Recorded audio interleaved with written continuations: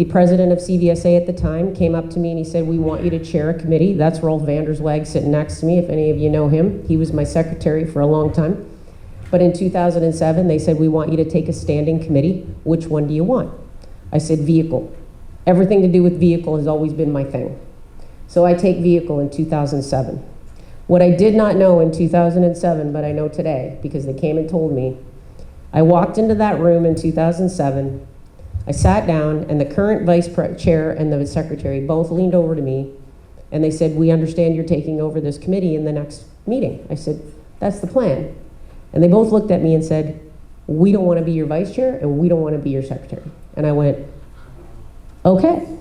Don't know why. Again, hurt feelings, won't lie. I was just like, okay, that's great. That's fantastic. So I'm like, now I've got to find a vice chair, a secretary, and what I did not know, all the brake manufacturers, there were 6 of them. You name the brake manufacturer, they used to sit in vehicle committee across the wall. I didn't sit in vehicle committee because my region used to send me to driver traffic all the time because nobody in Region 5 understood hours of service, so they would send me there, which was fine. So I didn't know the players in vehicle. So I sat there, and those guys never came back to another meeting. But I didn't know who they were because I had never met them. So they just didn't come back.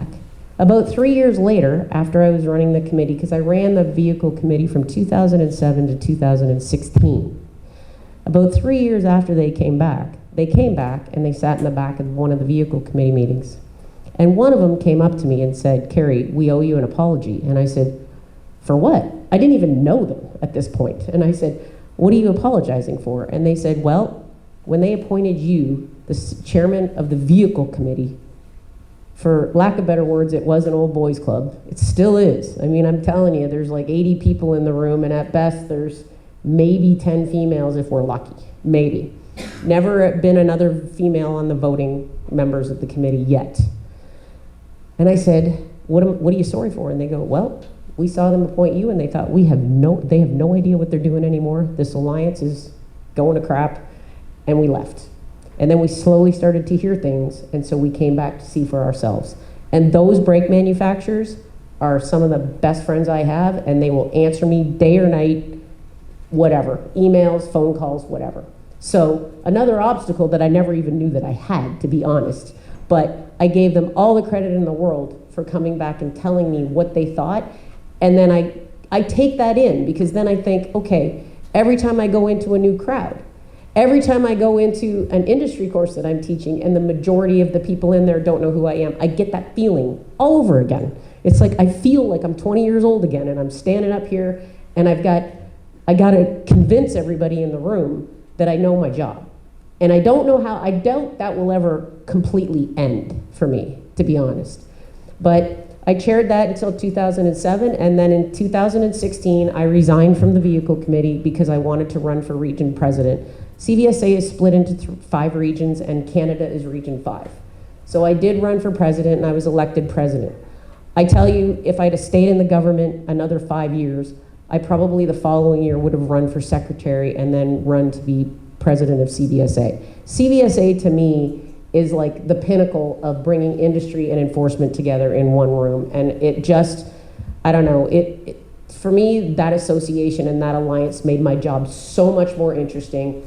For me, as an enforcement officer, it's something when you get a driver from Montana and he's telling you something and you're like, well, I don't know whether it's true. And you can call a friend in Montana and ask the question.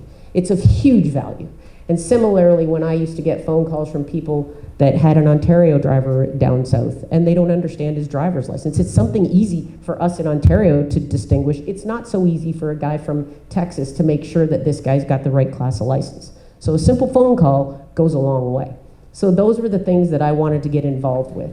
So after the Region 5, before I left the government, I did get an Exemplary Service Medal Award, and I got this Queen's Jubilee Award.